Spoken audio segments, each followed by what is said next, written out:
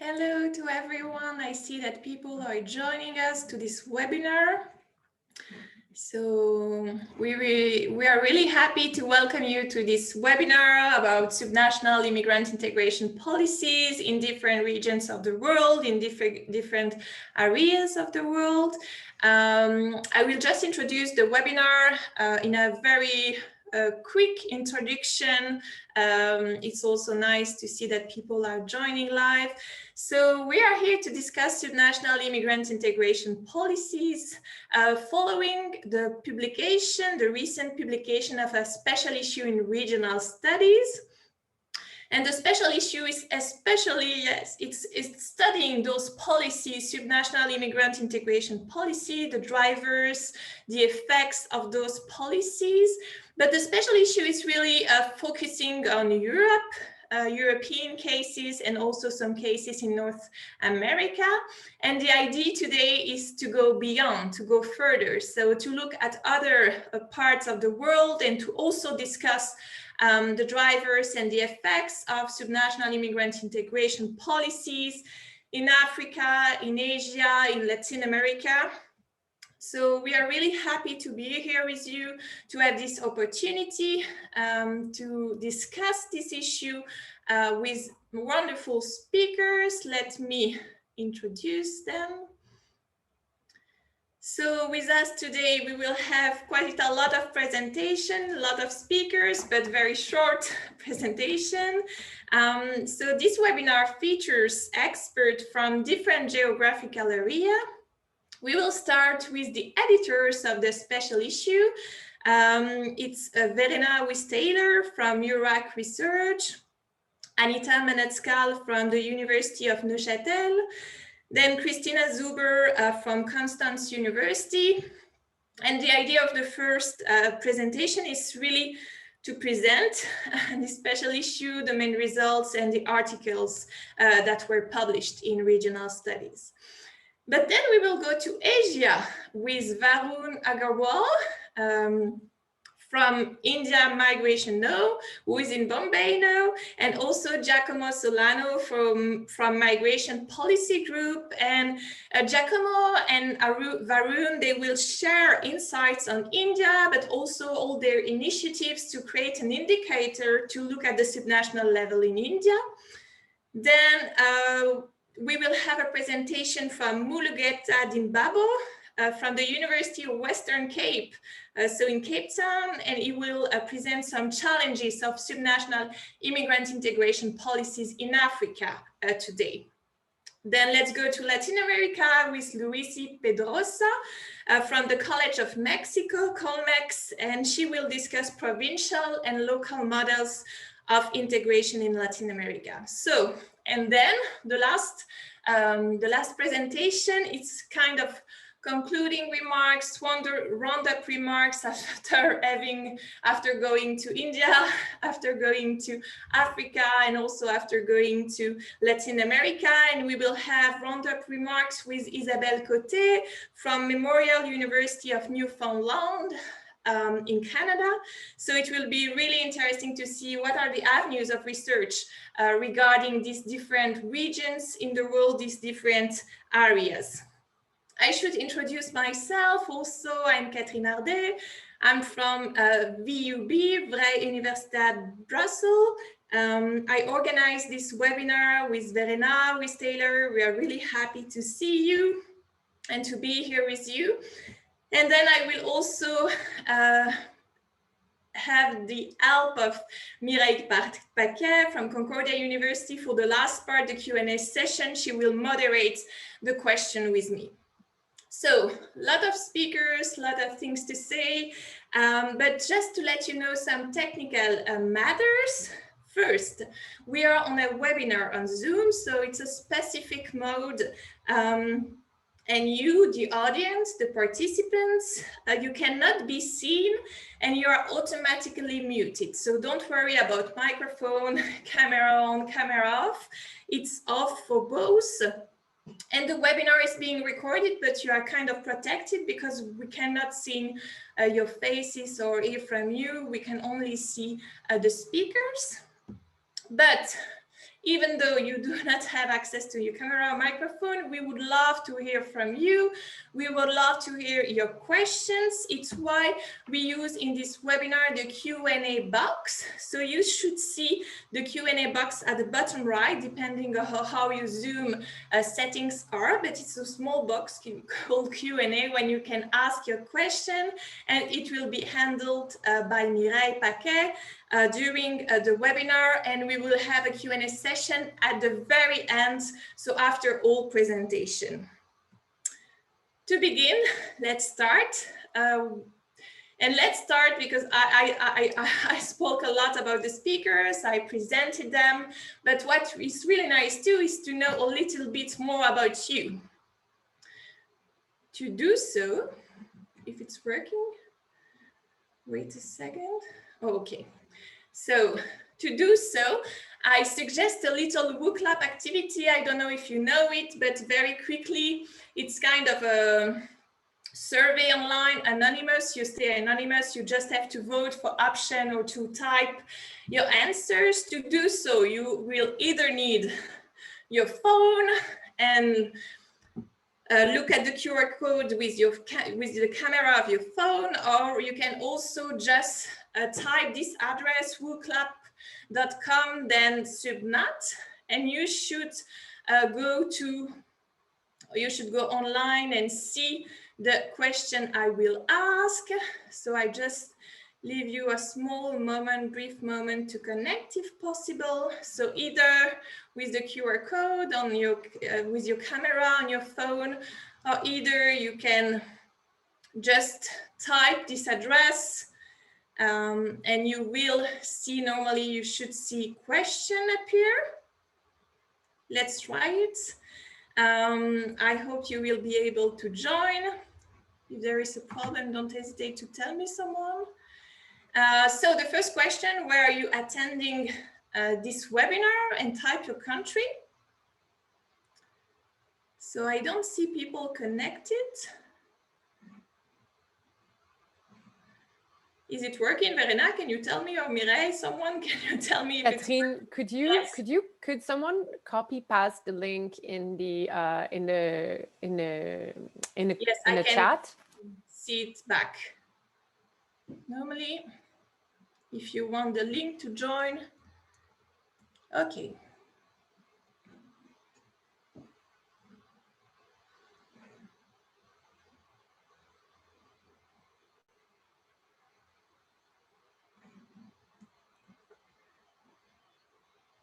Okay, I see people joining. It's a good sign.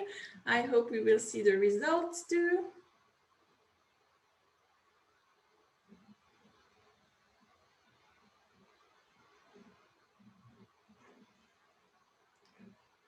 Okay, let's see. I'm sorry, it's like, I was so excited about this. It is always when you are trying to do it that it's not working so well. Let's just try one thing and then I will do it again. Sorry for that. We just like refresh my page. Oh, okay, it's working now. Great, sorry. It's like new challenges with online thing, but here your answer. So we see that you are attending this webinar from a lot of countries. We have speakers from different countries, but also from different parts of the world. So we see Canada, Italy, Germany, Belgium, Austria, Netherlands, and Europe, but also smaller countries, other countries in the world, Japan, Mexico, Edinburgh, Poland, Luxembourg, Cape Town, India. So real nice, welcome to you all. And it's, well, one of the perks of this period, very difficult period, but it's that we can meet from so many places in the world. Let's do the second question. It's about your area of expertise. What is your geographic area of expertise? You can select multiple answers, but as I said, the idea today is that we know that we are working a lot on North America or Europe, at least. But today, let's speak about other cases. And I see that there are people interested in different cases, experts of different geographic areas. You can see how the results are displaying. A lot of people working on Europe still, but also on Africa, a couple, Latin America, North America, Asia too. It's really nice to see like the audience participating. I know that it wasn't starting great, but it's going great. That's the big lesson of today. It's like, don't give up. Okay, great. Thank you for your answers. So we know what you are interested in your research. And the last one is, the idea is to focus on different geographic areas, but the idea is also to look at the subnational level during this webinar. It's not so usual, and we know that there are people working on very different levels. When you look at immigrant integration policies, you can look at supranational, very macro level data, but you can also look at the national or country level, at the meso level, at the local, at the cities. We know that there are a lot of work on cities, all looking at people, how they integrate. So in your research, if you have to choose one level, which level do you mainly focus on? This is the question. And we see the answers coming. Quite a lot of people, well, it's also this webinar, which is a lot about meso level units. So it's nice to see it. Also, of course, the country level, but even a more macro level. And the cities, of course, a lot of research today is done about the cities. Okay. So thank you very much for all your answers. It's nice to also know you a little bit better and know your interest today for this webinar. And we will start with the presentation. Very short presentation, I know. So just a reminder for the speakers, it's 7 minutes presentation. I know it's short, but the idea is to have an overview of different cases, and then we will have time to do the Q&A session. So Verena, I think you can share your screen if it's working. And we will start with the presentation of the special issue with the 3 editors of the special issue. Thank you very much. Okay, thank you very much, Catherine and Verena, for setting up this fascinating webinar and for putting together this amazing speaker list. I'm very much looking forward to hear and learn more from all of you about integration policy making at the regional and subnational level in Latin America, Africa, and Asia. Verena, Cristina, and myself will kick off this webinar with some information on our special issue, Making Regional Citizens, that was already mentioned by Catherine, published last November in Regional Studies, which motivated and inspired us also to organize this webinar to go beyond these usual suspect cases in Europe and North America. But where did it all start? Well, 12 years ago, I started my PhD on the 26 cantonal integration policies in Switzerland, which allowed me to develop some of an expertise in comparative migration policy analysis. My path of research sooner or later had to cross with the one of Cristina, an expert in federalism, territorial politics, and welfare. This happened in 2014 when Cristina was working on this topic on the region of Catalonia in Barcelona, and she was extending this research agenda later on to regions in Italy, Germany, and Spain. Cristina was also the one who put us in touch with Verena, an expert in party politics and minority regions, who was working at the time on questions around immigrant integration in minority regions, such as South Tyrol. In our exchanges, we very soon realized that subnational regions are comparable and yet still clearly distinct when compared to the national or local levels of governance and policy making.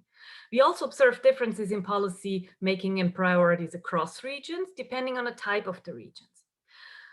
So overall, these findings motivated us to examine regional integration policy making in a more systematic manner across countries in the global north. And it was in 2017 that the 3 of us developed this special issue proposal, got brilliant experts on these questions in other countries on board, and the rest is history. So I will hand over now to Verena, who will briefly present the contributors and the contributions to the special issue. Thank you very much, Anita. And it is my pleasure to give you some more details on the contribution to our special issue. But I would like also, first of all, to thank all the contributors who worked with us with great passion and dedication. So as you see on this slide, The special issue covers 7 democracies, 5 in Western Europe, plus the US and Canada. And we were keen including federations such as Germany and the US, but also regionalized states such as Spain and Italy. And the contributions, they compare regions of different countries to each other, but they also compare regions of the same country to each other. Moreover, there are comparisons across ordinary regions and between ordinary and minority, or so-called ROCN regions. And there are contributions covering regions governed by parties on the left and the right, of course. The contributions rely on very different methodologies, such as regression analysis to detect systematic patterns in regional integration policies, as Christina Zuber does, or to estimate the effects of integration policies on intentions to naturalize, Salomon Ben-Nour, or on the voters' turnout and approval of the governor, such as Alexandra Filindra and Anita Manachal. And there are authors in a special issue who rely on qualitative methods to trace developments of discourses, as Catherine Ardel and Mireille Paquet, or to reveal causal mechanisms behind path-dependent policymaking, as Lorenzo Piccoli does. So finally, our articles discuss very different policies, such as economic policies, health policies, but they focus also on different migrant categories, undocumented persons in Italy and Spain, or even citizens with a migration background in the US. So overall, there's a great variety of dimensions that is covered in a special issue, and they are very rich empirical analysis that the different authors bring in. We, as the editors, in our introductory article, we bring all this together and we develop a theory of regional immigrant integration making, bridging different literatures, in particular the migration studies, social policy and welfare research, and territorial politics scholarships. We then confront our theory with the findings of each individual article. And what comes out will tell you Christina. Yeah, thanks a lot, Verena, and good afternoon and morning and evening and whatnot to all of you. And it's great to have you all listening today. So let me summarize very briefly what we learned once we had all the results of the contributions in place, the contributions that Verena just introduced to you.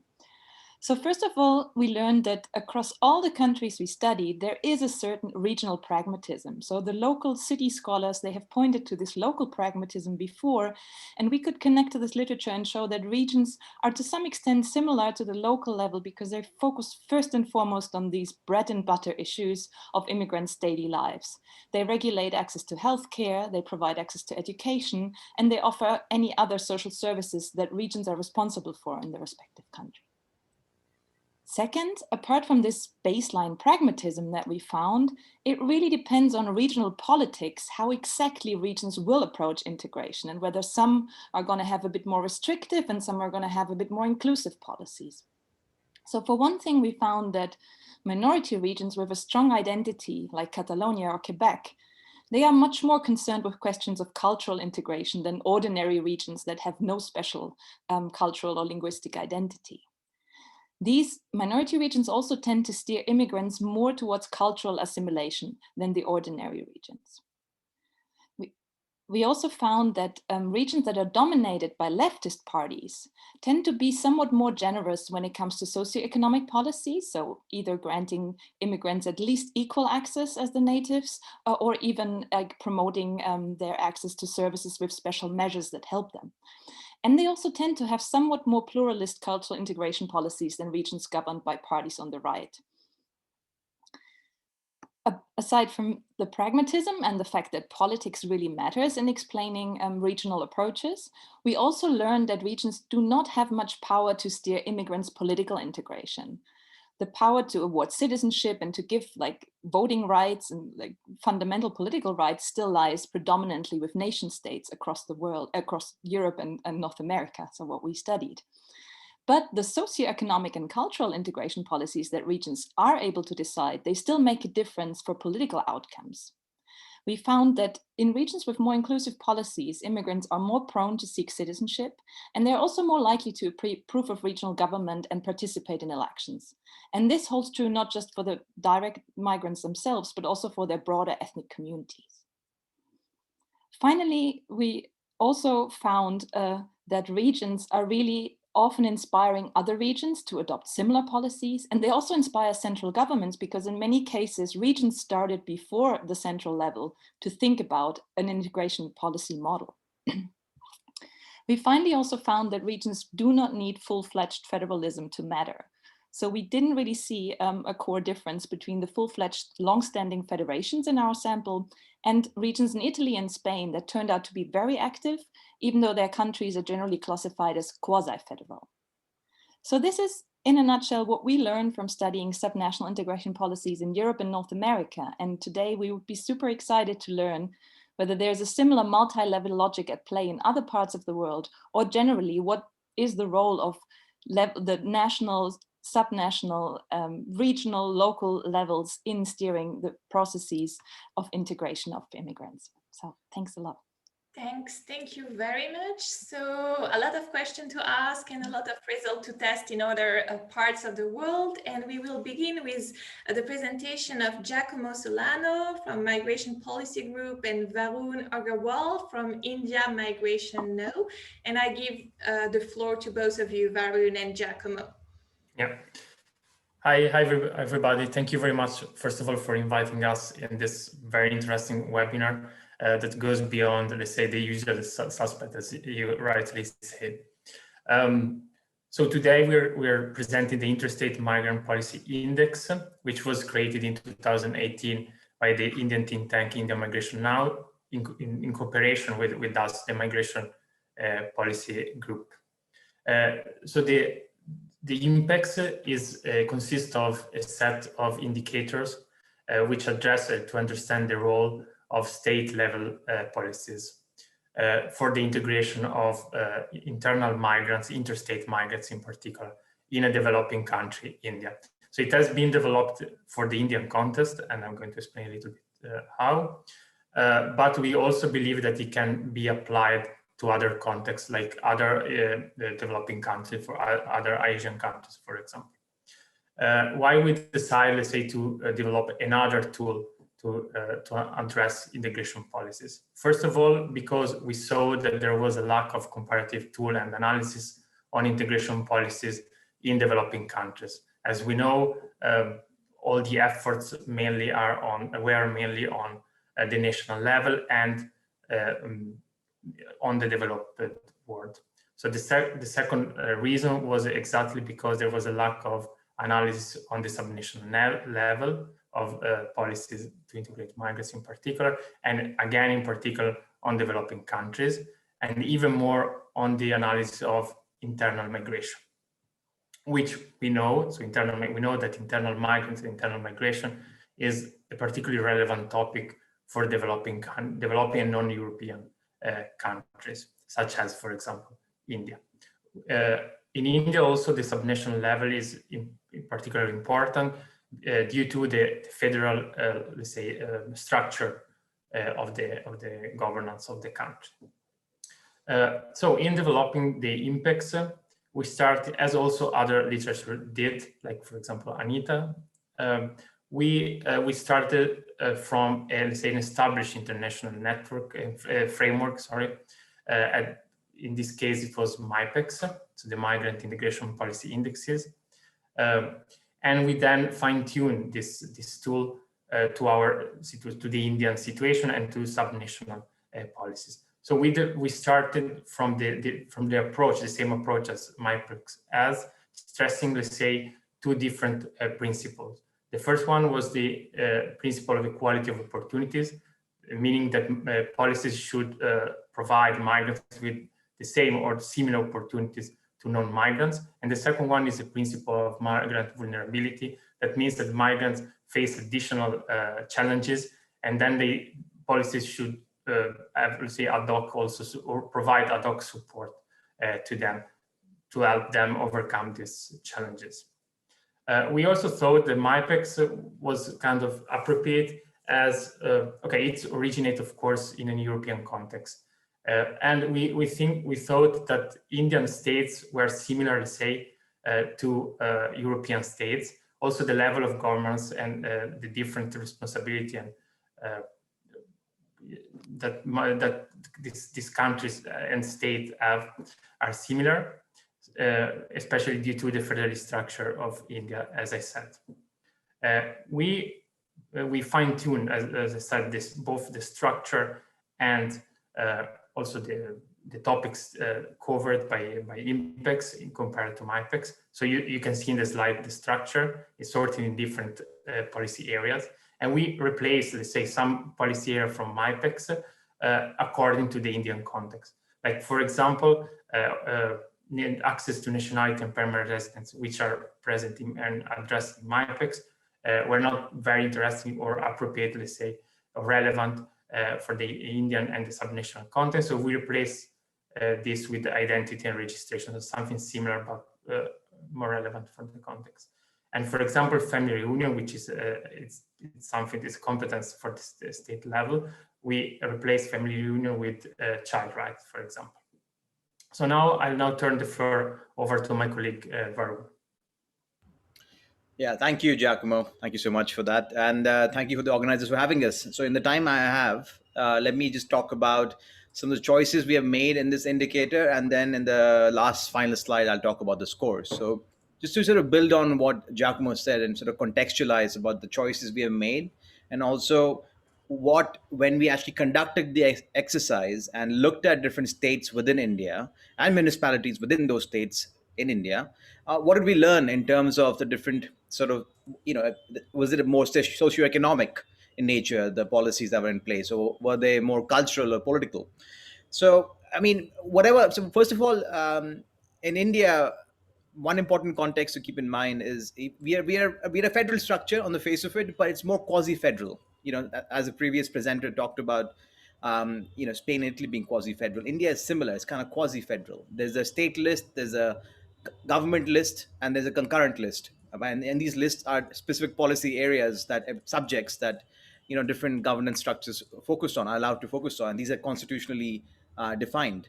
And also the constitution gives people the right to move and live anywhere within India. So that's a constitutional right. Migration, it's not called migration, but you can work and reside and move anywhere within India if you're an Indian citizen. So that's the constitutional right. But despite all this being sort of, all these salient features of rights, these rights being sort of there, in practice, what has happened is that states in India tend to have domiciles, which is basically a form of residency. And the way these domiciles work is that those subjects, like social welfare, which are in the realm of state governments, tend to be restricted towards the residents, the domiciles of those states.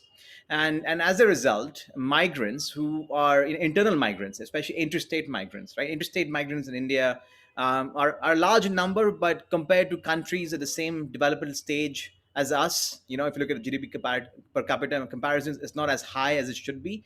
And one of the hypotheses, and I think there's a lot of evidence coming to sort of confirm this, is that these state administrative borders created in the form of domiciles are inhibiting long-term interstate migration, especially from agricultural sectors to non-agri sectors. And the way these domicile barriers work is that they prevent social welfare access. So you could be a poor migrant worker, go to from one part of India, comes to Bombay where I am,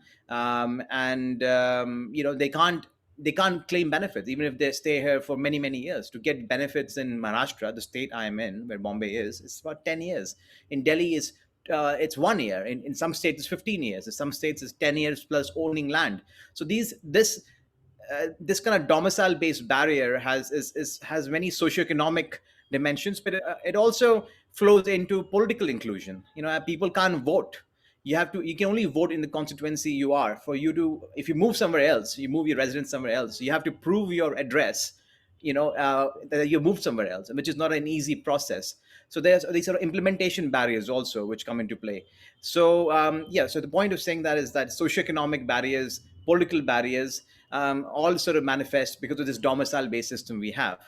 Now, sort of investigating my final sort of remarks, I'll just talk about the political economy of it. Where is this coming from? In India, there's a tendency among states to create not just domicile-based barriers, but also create explicit reservations for native populations. So, for instance, employment sectors. Where the state I am in, 90% of factory jobs are reserved for natives from the state, right? I am not a native from the state. I'm from Delhi. I can't work in a factory if I wanted to in Maharashtra, right? I would need to become a resident of Maharashtra. So the political reasoning behind this is that it wins you votes. Like natives, even though labor markets are completely dependent, especially in urban areas, on interstate migrants, out-of-state migrants, the political sort of rubric is that by doing this, you curry favor amongst the nativist sort of voters, and you see this all over India. Even in states who send migrants, you're seeing them putting reservations against migrants, which is really ironic. And in India, this has been in the literature, it's been called the son of the soil argument. Like the sons of the soil don't want the others to come in and take your jobs and opportunities. So there's this weird tension. And on one hand, the labor market dynamics demand that we need migrant workers in India right now because of lockdowns and epidemic in the cities. We have labor shortages because all the workers have left in our cities, and they kind of come back, but many haven't. But then there's the son of the soil argument, the political argument that you win nativist votes by creating these barriers, even though these barriers may not work effectively, but they do dissuade people from coming over. So the point of saying all this is that the political economy of why these barriers and why some of the integration outcomes have been not great. There's this weird tension. The economic logic is in favor, the political logic is against it, and this tension, we see this in India. I would like to add, like in India, the central government, there's certain obviously schemes and policies the central government has, and which states tend to learn from the central governments. For instance, education. So education in India, we have a right to education. There's the right RTE Act, and this act is passed by the central government. And the directives given to all the state governments to then create rules based on these principles in the acts, and then every state has to enshrine those principles, which in India mean no matter where you're from, no matter if you're a migrant, no matter how long you were there, every child in India will need to be able to access can access schools wherever they are, right? So central governments in this sense have a big role to play in shaping integration outcomes, right?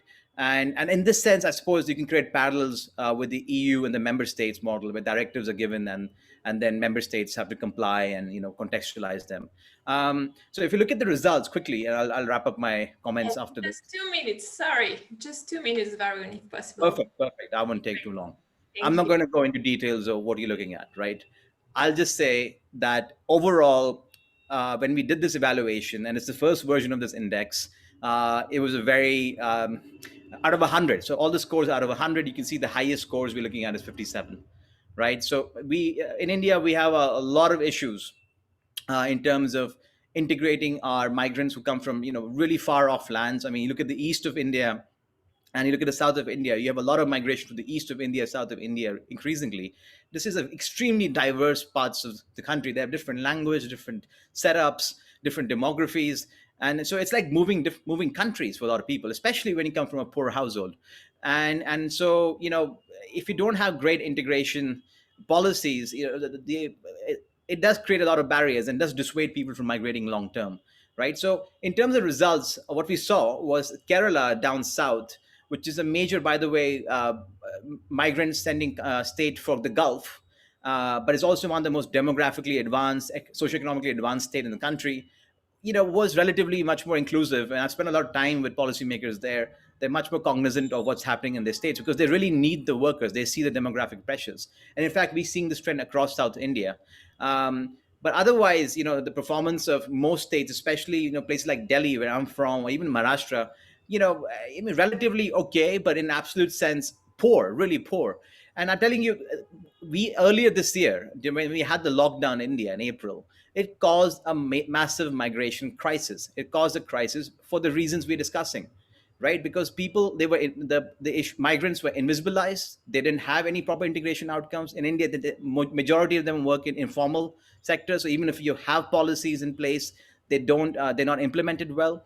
So the absence of adequate integration policies and their implementation because of poor state capacity, poor understanding, led to major issues, major hunger crisis. People died. They all left the cities. There were millions of migrants walking back to their villages. We actually saw, in a very real sense, the manifestation of what happens when you don't have adequate integration policies. So I'll stop here, and I'll be happy to talk about this over email or in a future conversation about the results. So thank you very much. Yeah. Thank you very much. And we have the Q&A session if you have questions, of course. And let's go from Bombay to Cape Town with Mulugeta Dimbabo from the University of Western Cape. Mulugeta, I give you the floor. Yes. Hello, everybody. Special greetings from Africa, from the tip of, south tip of Africa, Cape Town. I'm going to present my topic is challenges of immigrant integration in Africa in relation with social welfare policies in African states. This is work in progress. Just to give you a background information, Africa has got about a total of 55 member states. At the moment, we have got more than 1.2 billion people. The projection of the United States is by 2050, the total population of Africa will be between 1.5 to 2 billion. This will have an implication in terms of migration, migration, so on and so forth. As we know, individuals move from one place to another for a number of reasons. Right now, I live here in South Africa. You can find a large number of migrant population coming from West Africa, eastern part of Africa, Central Africa, so on and so forth. So even from Asia, you can find migrants for a number of reasons, like economic reasons, employment reasons, environmental, so on and so forth. I don't want to go in detail, just I want to give you some background information before I proceed. The most important question is what we know so far. Africa is very diversified and faces of fundamental problems such as social problems, economic problems, political inequality, unemployment is increasing, homelessness is increasing, crime is also increasing. When we come to the social welfare system of Africa, social welfare policies in African states are not strong. Biggest immigrant challenges in the context of Africa includes accessing services, medical care programs, access to education, unemployment benefits, work injury compensation, securing work, housing, raising children. These are some of the biggest challenges of immigrants in the context of Africa. Then another question, what we can expect. This is the current situation, the background situation. This is our context. What we can expect in the next few years. The first one, looking from now to another 10 or 9 years, migration in Africa is likely to continue to increase because of persisting economic and well-being gaps and the lack of services, safety, drought, etc. On the other hand, population pressures and climate change are likely to further fuel immigration from developing countries. As I said, people are migrating from one region to another for a number. This is what we can expect. As a result of a number of reasons, still we can expect migration. The most important question is what we can do as a researcher, as an academician in the field of migration studies. The first one, we need to have better data, further research on immigrant integration. We need to help to design better policies. In this regard, we need to have evidence-based policy making. Very important, very crucial. At the moment, the African Union, regional institutions, governments, they are busy developing a number of migration-related policy frameworks, legislations, but we need to have evidence-based policy making, public information, campaigns based on this evidence can then contribute to dispelling the myths of surrounding migration and changing existing attitude. So in this field, we need to have evidence. Just to summarize, the key findings from my experience working in the field of migration studies for the last couple of years, in the whole continent, very few research in Africa that influence policy on immigrant integration. It's not like Europe, it's not like America or some other parts of the world. There is very limited research. Only few researchers in Africa focus on filling major gaps on immigrant integration in Africa. As I said earlier, right now we have got about 1.2 billion people in Africa. Only 4 institutes, one in Ghana, Egypt, and then in 2 in South Africa are offering at a tertiary level migration studies. Thirdly, poor dissemination of research outputs through publications. Even if you do research, very limited, but still dissemination in terms of publication, it is very poor or limited. Having this information as a background, I have identified key priorities or research agenda, the way forward. What must we do at the continental level? The first key research agenda is assessing the rights of immigrants, access to social welfare services, medical care programs, unemployment benefit programs, education, grants. The second research agenda at the African level is exploring the connection between migration and immigrant integration in Africa.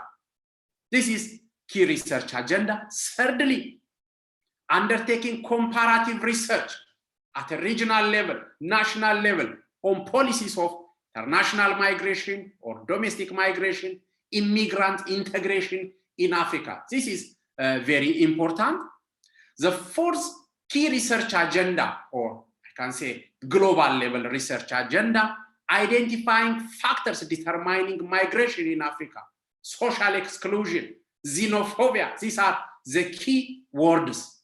Of course, based on my expertise, based on my experience, I would like to suggest as an agenda analyzing legal and policy framework research in the area of immigrant integration in Africa. Colleagues, this is in brief key priorities, agendas in the context of Africa. If you want to expand your work to make a sort of comparative study, Africa, Europe, America, Asia, you are most welcome. You can get my details or you can write email. I have a sort of networks in Africa. We can work together. This is all in brief. Thank you so much. I really appreciate it. Thank you, Mulugeta. Thank you. Thanks a lot, because it was really broad. Like, we asked you to speak about Africa in general. So thank you for this large overview and this like avenue for research and for discussion. And now we go to Mexico with Luisi Pedrosa from the College of Mexico, and she will speak and we will learn more about Latin America. I give you the floor, Luisi. Hello, good morning, everybody. First of all, I would like to thank the organizers of this great webinar for inviting me. It's a pleasure to be here. I'm already very excited having listened to the first 2 presentations. And I've been asked to speak about integration policies at the subnational level in Latin America. But just as the previous speaker, that's a big task, because Latin America is a big region. And so I will do my best to give you different glimpses of what that might mean. And let me start with a comparison. I think that much like the images that we saw over the past weeks in December of the refugee camps across Greece and Bosnia, anyone who saw in 2019 the images of families kept in cages in the US, or of Central Americans crossing the border towards Mexico and remaining in improvised camps, in the rain in northern Mexico later, or images of the really poor towns of northwestern Colombia, whose economy and society suffer from the policy making of Venezuela that opens and closes its borders at will. You will realize that these different images have a lot in common, and this is why the sub-state level is key to take into account for immigration and integration policy making. It's the level where contact takes place between natives and migrants, where needs must be met, where services are delivered, where registries need to be created and conducted for so-called safe and orderly migration. So it's grave when national authorities ignore the needs of subnational levels, and especially the local levels. And we can look to very similar vices that ensue when policies at those levels are not under control and are being completely ignored. Sometimes it's easy to forget because migration policies are about humans, but the local level is where contact between humans takes place, and thus it's where the response to the arrival and the settlement of those humans will be decisive, truly decisive. So I wanted to draw this comparison as a beginning, just to tell you that these images emanate from countries with different levels of development across continents, showing that the multi-level coordination of immigration and integration policies is a big challenge everywhere. Matters of competencies, of administration mechanisms, allocation of funds, and of course of political agendas are often to blame for disasters that we see taking place in the local level, despite sometimes apparently well-planned national migration and integration policies. So we could well discuss why and that happens, how and why that happens in Greece or recently in the USA. But since I'm asked to speak about Latin America, I will turn to that now. I just wanted to draw those parallels to quickly dismiss the impression that what I'm going to describe is easily attributable to a different level of development or culture. I think it's neither nor. In some respects, Latin America has lessons to learn from other regions, but it also has lessons to teach to other regions. And it illustrates sometimes some reverse paths of causality to those that you and your colleagues found in your recent special issue. So let me start with those lessons that Latin America might be able to teach. The topic of political integration of non-citizen immigrant residents via the vote, the franchise, is something that is much talked about and written about in Europe and the highly developed world, but it is less known that this sort of integration of immigrants is quite far-reaching in Latin America as well, with 11 countries having extended those rights at the local level. Argentina, Bolivia, Brazil, Colombia, Guyana, Paraguay, Peru, Venezuela at the local level, but Chile, Ecuador, and Uruguay not only for local level elections, but even for national level elections. And I think this is an impressive number of countries for a region. Now, from all these countries, only in Argentina, this enfranchisement has happened through the provincial level, through the subnational level, as provinces have that kind of electoral autonomy to enfranchise people in the Argentine Federation. In other countries, this is impossible. Mexico is also a federation, but it doesn't allow its provinces to decide on electoral issues. So we're speaking about national level reforms that enfranchise immigrants at the local level. And more than the sheer number of cases that I reported now, I think it's important to say that Latin America counts with some of the oldest cases in the world, perhaps after Switzerland, after some cantons in Switzerland. So Chile and Uruguay enfranchised immigrants, international immigrants, very early into the 20th century. Vicky Fien documents in a recent working paper that the entire immigrant enfranchisement process in Chile, the pioneering case in Latin America, started as early as 1925 and took over 60 years to really get implemented. And it got implemented in a moment of dictatorship in Chile, which is very interesting because it then suggests it had a symbolic effect, giving immigrants even more liberty to exercise their vote than to Chilean nationals. As to the reasons why each country has enfranchised immigrants, this is not something I can go in depth in this very short presentation. It's something I've done in my work. But instead of doing that, I want to go deeper to the next topics that you, the organizer, posed to all panelists. And now I'm going to address the saliency or focus of integration policies in a certain domain. So what I have told you just now reveals that there is a focus in Latin America, that the preferred area or domain of integration has been the political area or domain. And this poses a really interesting question after having listened to your findings of the special issue. For example, why are socioeconomic needs not prioritized, but why is the reverse happening, that the political integration is the way to start the integration policies? And it really makes us wonder whether political integration could foster more inclusive integration policies in general and not the other way around. This is just some food for thought for the discussion probably. But let me get to the reasons. First, I think history matters a lot. Immigrants came to Latin America in the 19th century and received very ample offers for their settlement in a context of nation-state formation. This was obviously a time when immigration policies were still highly racialized and even had eugenicistic tones all over the world. Overall, however, this was a phase in which the state presence in Latin America was very dim in most of the territories, so that the immigrants that came here were rather settler immigrants that came to populate those vast territories in the newly independent Latin American nations.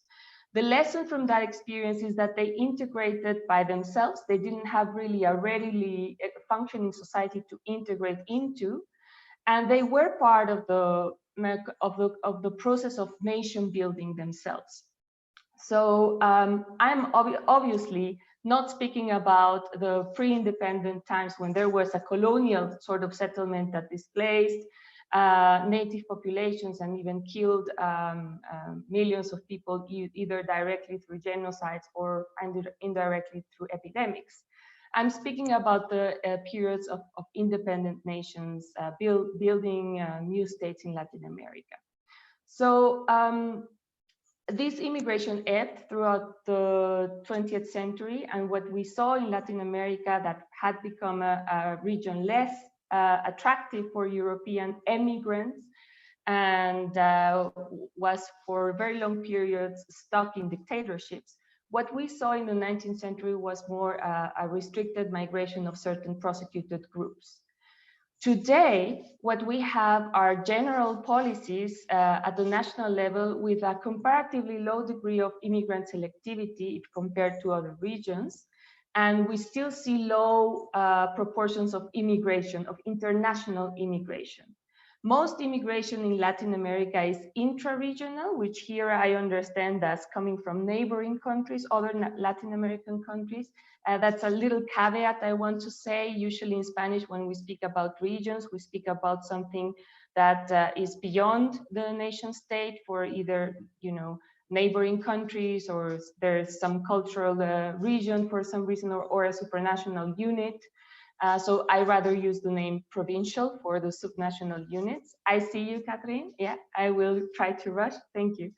But we can differentiate between the early movers, such as Costa Rica, Uruguay, and in a smaller sense, Argentina, that did have some intra-regional migration a bit earlier, or a more intense intra-regional migration in the 20th century. And then the rest of countries, which are latecomers to the topic of migrant integration and still count with relatively few proportions of foreigners in their population. To give you an example, the 2020 census of the population in Mexico just came out 3 days ago, and we confirmed that even though the immigration trend has been growing steadily in the last years, immigrants still account for less than 1% of the population in Mexico. So there's little on the way of creating policies for the adaptation of immigrants into the different subsystems of society, also because of the relative similarity. Most of these immigrants come from Latin America, though in the Mexican case, I want to throw out there for discussion later that the biggest group of immigrants in Mexico is US Americans, who very often share one characteristic with the second and third largest groups of immigrants, which come from Central America, as you can imagine, which is irregularity. So many of those US American residents have overstayed their visas. It's an interesting topic to explore because for them, socioeconomic needs are obviously not so acute. So the integration policies designed for them in those locations where they settled are not really centered on the cultural level. So I see my time is running. I would have further examples to give you from Costa Rica and Uruguay, which are some of the, let's say, early movers in terms of integration policies. Something I want to just leave there for discussion later is the issue that size might matter. Costa Rica and Uruguay are small countries, relatively speaking, where the national level integrations are not so far away in terms of distance from the municipalities. And they have developed, also very important point, especially for Uruguay, very all-encompassing integration policies from the experience of having had to integrate their own returnees. So that's something I would also like to offer to the discussion. Uruguay had to confront the reality of returning Uruguayans who came back after a dictatorship, after the transition to democracy. And from this experience of integrating their own people, Uruguayan institutions developed that remain until today. And also in society, in civil society, there was a sense of solidarity and of empathy for the waves of really international immigrants that have been arriving in the recent years. So I'll leave it here. I have a lot more to say from different examples, but I look forward to maybe saying some of that in the discussion. Thank you. Thank you, Lucy. Thank you very much. So it's really great. And virtually we flew from Europe to India to South Africa, then to Mexico. Thanks a lot. And then we come back to Canada with Isabelle Côté from Memorial University from Newfoundland. And we asked Isabelle to, if possible, give some roundup remarks, concluding remarks, because we know it's a lot, but what can we learn in general, or what are the avenues of research that we can underline today? So Isabelle, I give you the floor. Thanks a lot. Perfect. Thank you very much, Catherine. It's a true pleasure to be here today. I was taking lots of notes as everyone was talking, and now, of course, my discussion comments are all over the place. So please, I ask you to bear with me here as I'll try to make sense of it all. As I was listening to the presentations and as I was listening to the speakers, it became quite obvious that despite, even within the confound of this webinar, there was a fair bit of differences and a fair bit of variations, especially when it comes to whose integration we're talking about. And most academic work on migrant integration have come from the global north, so from North America, from Europe, and we've seen that a little bit in the special issue that Varun, Anita, and Christina introduced earlier today. And so with that emphasis, or with that regional focus in mind, it ended up giving an undue importance, if you will, to international migrants. So migrants who are coming or hailing from, we often assume, vastly different circumstances, culture, and some would even claim civilizations. But as this webinar has highlighted, elsewhere in the world, migrants often hail from neighboring countries. For instance, we've seen that in the presentation that Lucy just gave, as well as the one on Africa by Mulugeta, and the first presentation by Giacomo and Varun on India. So we've seen that oftentimes when migration or migrants come from neighboring countries, they end up sharing some cultural or even historical similarities with the host population. But not only that, we also forget sometimes that a number of internal migrants globally greatly surpass that of international migrants. And recent estimates put at about 763 million the number of internal migrants globally, compared to 258 million migrants internationally. So these global trends also translate, nationally speaking, in countries, especially in countries of the global south, where internal or domestic migrants often vastly outnumber international migrants. So for instance, my own region of interest or my own region of expertise, looking at China, well, the 2010 Chinese national census shows that only 600,000 foreigners are currently living in China, or at least were currently living in China back in 2010. And this is a really small number compared to the 114 million people who live in China, but who belong to one of the 55 national minority groups in the country. And China is not unusual here. The same trend is also happening in Malaysia, for instance, where an estimated 3 million foreign workers are currently located in the country, compared to 13 million plus people who belong to one of the national minority groups in Malaysia. So why does this matter? Why does this matter, especially for today's webinar? Well, it matters because where migrants come from matter a whole lot for social, economic, and political integration.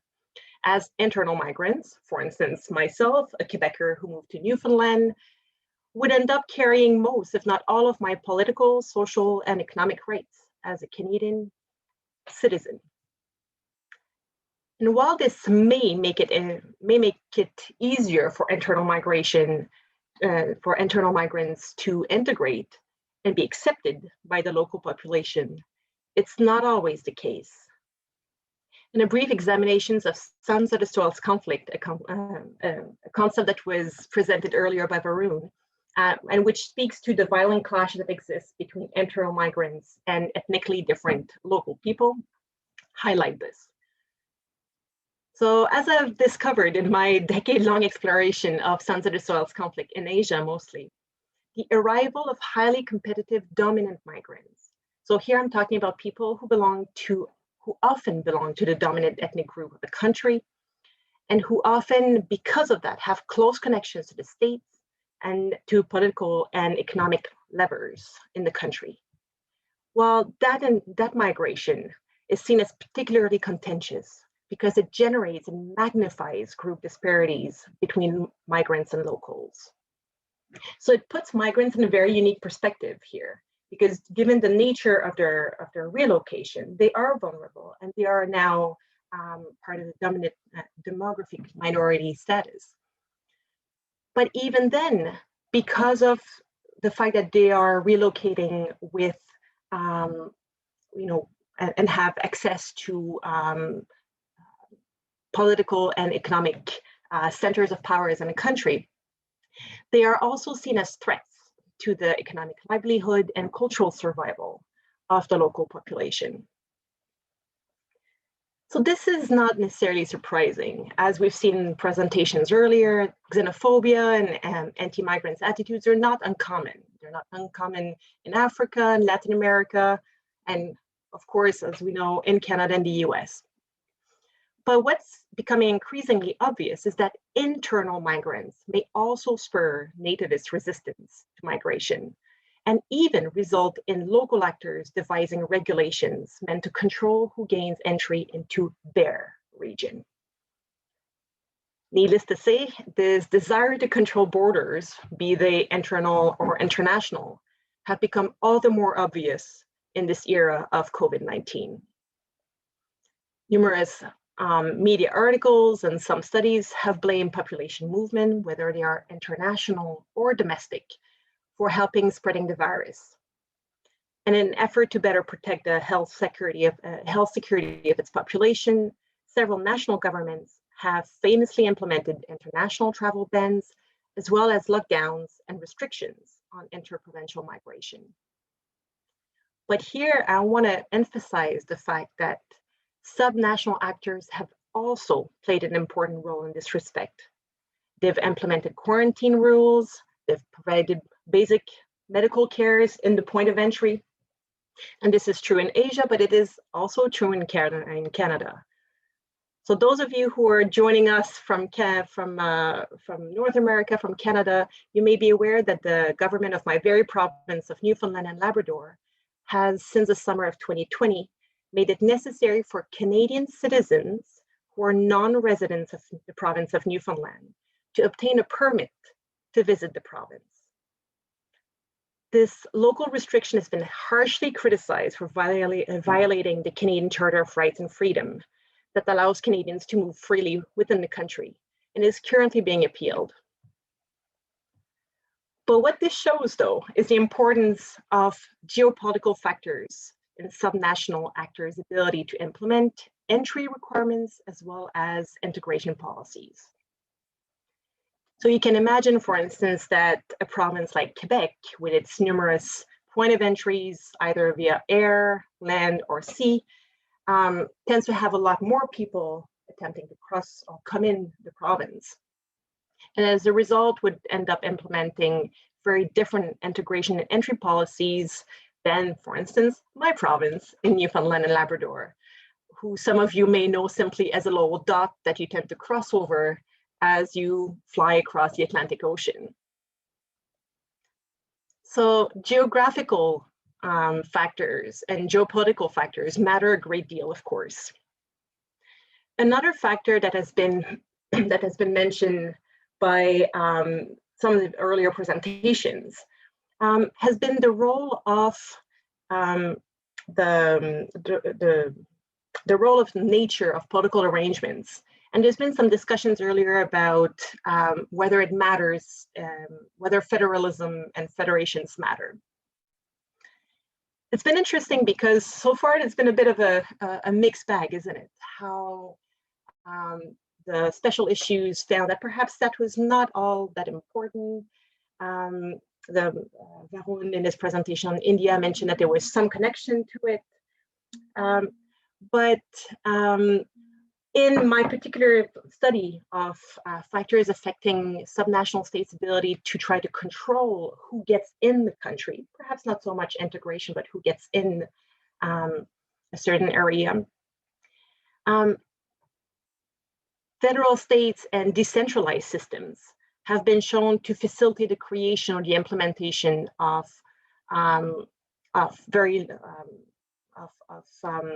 subnational policies limiting people coming in that particular region, given how they grant constituent parts substantial autonomy to respond to what is deemed locally important.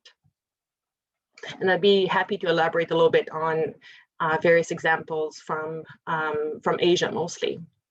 But given how I suspect many of you are keen to conclude and get to the Q&A, I just wanted to conclude very briefly about and make a very brief conclusion about the need truly for more comparative studies on this topic, and not so much comparative studies of only integration policies in the global north.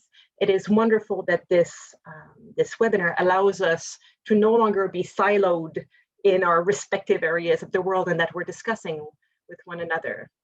But unfortunately, there are several challenges that stand in our way. Chief among these is the dearth of comparable tools and data to understand the role of subnational policies and actors in migration. And this is something that was mentioned by in the presentation by Giacomo and Varun, as well as by Mulugeta, his presentation on Africa. We know that due to its very nature, its very dynamic nature, migration data is hard to gather. How long should people be away to be counted for, to be counted as a migrant? Is it 6 months? Is it a year? Should migrant be, should return migrant be counted? How about military population? Those are all problems that emerge when you look at, when you try to collect data on migration. But what's also worse is the fact that the very language we use tends to be fairly different from one study to another. So today, for instance, you heard some of us talk about internal migration, subnational migration, interprovincial migration, domestic migration, regional, international, et cetera, et cetera. And this was a problem that was also raised in Luisin's presentation. So in this case, then a mere literature review become a fairly taxing exercise to make sure that we truly encompass all of these movements. So this webinar is a wonderful step in the right direction, where we get to share our regional expertise. And I'm really thrilled to have been invited, and I hope to continue in this discussion either here today or later on as part of the wonders that is internet, where we can actually have emails and hear questions. So thank you very much. Thank you, Isabel. Thanks a lot to all the speakers. I think the lesson is that we have learned a lot to learn, and that was pretty clear from the concluding remarks. Even in the terms we use of the kind of migration we do, it's really different. So it is interesting to see other perspective on the below the state, because we don't use the same word we saw. I will give the floor to Mireille because she was checking the Q&A box. Don't hesitate to put a couple of questions still in the Q&A box. We have about 15 minutes to ask questions. And as I'm moderating, I can ask a question first, but like in the round, like if anyone wants to answer, but it is about the data question that was raised by Isabel. I think this is a big issue for a lot of us looking below the states, looking at subnational or other scale today, is about the data, availability of data, and what we should do to have better data at this level. But I stop there. I give the floor to Mireille, and she will ask your question to the speakers. Thanks a lot. Thank you, Catherine. So I'll ask a couple of questions that are more directed to individual speakers, but then maybe we will have time for questions that could be answered by the whole panel. So first off, maybe just say that there's like large enthusiasm in the chat. If you haven't had a chance to take a look, speakers, I would recommend that you look at it, because everybody is quite excited and quite motivated also by what's been presented. So I have a first question from Willem Maas, who's asking presenters on India whether the impact score seems, well, talking about the fact that the impact score seems to correlate strongly with general economic development, and would like to know why that is, and whether that correlation tells us something about how politics matter as opposed to other dynamics. So I'll open with that question and then get back to more. Yeah, Giacomo, I'll go ahead and answer this one. If that's all right. Yeah, thanks for that question, Willem. I was looking at it and I'm glad you brought it up. I didn't know how to give you an extensive reply. This might be the best. I'll try and do it justice. So, yeah, so I think, I looked at the states you mentioned. So I think the west and south of India, the states there, are far more developed socioeconomically than the rest of the region. So northwest, west of India, south of India. This is the most developed part of India. And as a result, the urban areas especially, but also other areas, rural areas also, are more productive, and they tend to be the destinations for interstate migration, both long-term and short-term. And I think, so that's one thing to keep in mind. Like, these are destinations. Our index is looking at destination policy. So, you tend to see more initiatives, just by the nature of who they are. But at the same time, when we were analyzing this, we didn't really see such a strong correlation between socioeconomic activity, socioeconomic levels, looking at GDP, state level GDP per capita, and integration scores in impacts. For instance, Delhi, which is a huge destination for migrants, especially in the north of India, fares very poorly in its scores and impacts, really poorly. And there's some states with surprises who had surprising initiatives, in the east of India, which we didn't expect. So it does open the question, like, what is determining these scores? And I have to say, we don't see a trend. We don't see a pull. At least in my whatever analysis we have done on why each state got the scores they got, why these policies were in place. I didn't see any, general trend that I could, point you towards politically or socioeconomically. What I would say is Kerala scored very high, and I think that's really interesting. Kerala is a famously within India, and for those who have studied India, Kerala is a unique state. It's got a demography of Germany, and it's socioeconomically very, very progressive. Deeply left government historically, strong labor movements, big sender of immigrant workers to the Gulf. So and so there's a recognition within that state that migrants they understand what the roles migrants play, because most people have a migrant background, and they've been welcoming of people coming in and and filling the labor market gaps in their society. So in Kerala, if you just look at that context, you get some answers. But yeah, beyond that, there was no generalizable patterns based on economics that I could point you towards, except the fact that what I said in my initial points, that West, South, and Northwest of India, these are typically destinations for migrants, just because in that sense you can say their socioeconomics do matter. I hope that answers your question. This is something we're still investigating, and the index will be updated, by the way. We're already outdated. A lot has happened last year. We plan to update it, so I look forward to more comments. Thank you. Thank you. Thank you. That was a very complete answer. It's too bad that we can have kind of an answer back by the question, the person who asked the question, but still, it's a good beginning. Second question here about the presentation on the African continent. So talking about why the Maghreb and North African states are not part of the larger AU, and what are the political dynamics that have caused this situation. So I'll open the floor for Mulugeta to tell us a little more about that. Thank you very much for the question. Basically, as far as I know, the African Union comprises all African countries. At the moment, we have got, even in my presentation, I have clearly indicated 55 states are under the umbrella of African Union. In collaboration with the European Union, the African Union are really closely working, but as far as I know, basically all of them are included in brief. This is my response to the question. Thank you very much.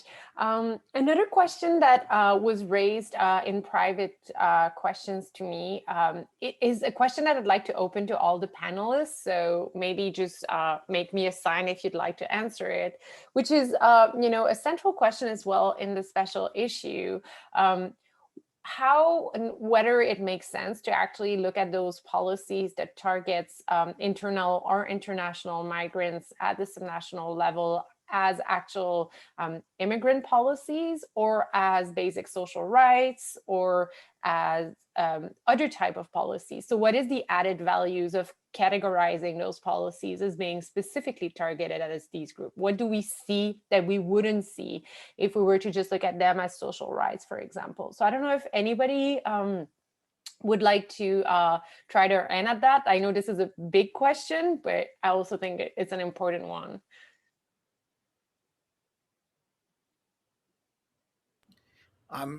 I can take a crack at that quickly. Yes. In the impacts, and also like MyPEX, and Giacomo was there. We did also MyPEX India, and then both are very similar indices in the way they're constructed, but very different contexts. But what I would say is there were many policies at state level which were implicit. There was no explicit. We looked at the documents. We looked at the different documents, policy documents, and we look at we do a proper search. We try to understand what they're trying to achieve and who they're targeting, and so quite often. What would it be vague? They leave it vague. Like, for instance, let me give an example of healthcare, accessing hospitals. There is no explicit restriction, but there's also no measures made to include migrant workers. It just said, yes, they're available, right? So, the score, in the way we scored it, then we were like, okay, there's no barrier. So, okay, you get a 50, not 100. But if you make an initiative to include migrant explicit, which was rare, but if that was the case, then you get 100. So we saw a mix But largely, we saw, at least in the Indian context, a lot of policies, because they clearly didn't think of migrants, right? They didn't clearly think of that being a potential beneficiary of what they're doing.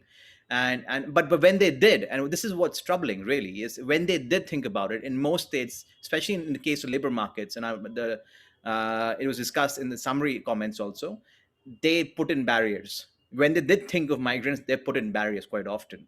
So I would say it was implicit, and when it was explicit quite often, especially in labor market context and social welfare context, there were barriers. Sometimes they would say, okay, special language provisions from outside. So this is what we saw in the index we built. I hope that addresses that point. Yeah. Yes, and I saw Lucy wanted to, maybe she opened her camera, so I don't know if you wanted to add something, and then Christina also, I see your end. Yes, very briefly. I don't have a definite answer to that very big question, Mireille, but I think that if I read correctly, what policymakers and civil society are thinking right now, specifically in Mexico, that is new to a very complex challenge of finding itself from having been historically a country primarily concerned with immigration. Now Mexico is a country of arrival, of immigration, of transit migration, of internal displacement due to violence and crime, and of returnees. So it's a very, very complex challenge that this country has ahead, and the solution that some authorities at the local level are working together with civil society organizations goes a lot in the way of emphasizing the common challenges of different migrant groups. So obviously, a returned Mexican national has a lot of integration challenges. He or she might not speak Spanish well enough to integrate into the labor market or the school system. So it's also a cultural challenge there, even though this is a Mexican national. And obviously an internally displaced person coming from another province in Mexico will face a challenge to integrate in the labor market. So there are similarities, there are differences as well, but even the laws are advancing in a way that the attempt is to emphasize the common migration experience of all these groups as to sort of foster empathy and solidarity across groups. And this happens quite well. I'm happy to report that Mexican returnees from the US, these are people often with broken biographies and very, very tough experiences. And it has taken time for them to recover psychologically from the trauma of being sent away from where they grew up, from the only society they knew, and then suddenly arrive in Mexico. But these people know they have something to hold on to, which is their nationality. And thanks to that nationality, they can help to fight for some groups, for some rights that will then benefit a larger group of migrants, but they are visible because they are voters. So I think there is a lot of potential in fostering this kind of solidarity between internal migrants and displaced persons, returnees with international migrants. I see that there is a potential for mobilization and for making authorities at all levels be very present and be very attentive to the experience of migration in general. Thank you. And Christina, you wanted to add something? Yeah, I would love to add on this question about migrant versus social policies. So I was wondering whether, I mean, if we had a really universalist welfare state, which is often advocated by left parties, but then they get into this problem of how much money do you have to distribute and so on.